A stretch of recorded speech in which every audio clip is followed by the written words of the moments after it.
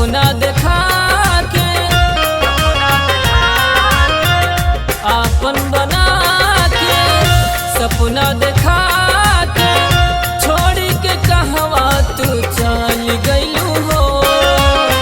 कहत रहलू जिंदगी भर साथ निभाए, तब काहे रानी बदल गइलू हो, तब काहे रानी बदल गइलू हो।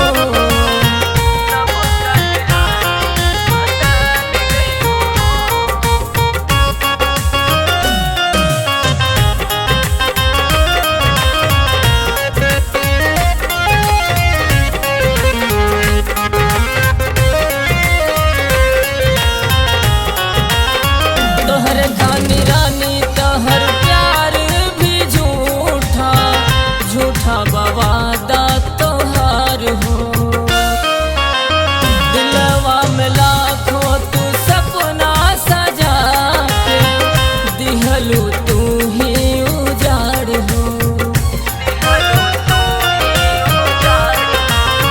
तोहर खानी रानी तोहर प्यार भी झूठा, झूठा बवादा तोहार हो। दिलवा में लाखों तू सपना सजा के, दिहलू तू ही उजाड़ हो। लाइफ से हमारा निकाल गइलू हो। कहत रहलू जिंदगी भर साथ निभाए, तब काहे रानी बदल गइलू हो, तब काहे रानी बदल गइलू हो।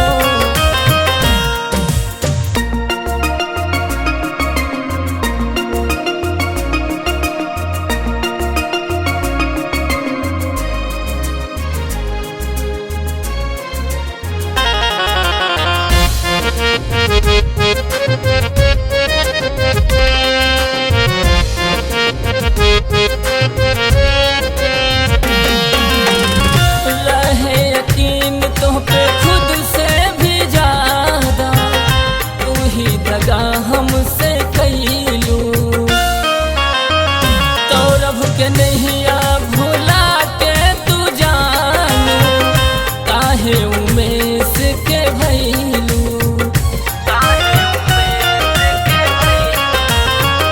रहे यकीन तुह पे खुद से भी ज्यादा, तू ही दगा हमसे कइलू। सौरभ के नैया भुला के तू जानू, काहे उमेश के भइलू। संतोष उत्पाती पे मोहा गइलू हो। कहत रहलू जिन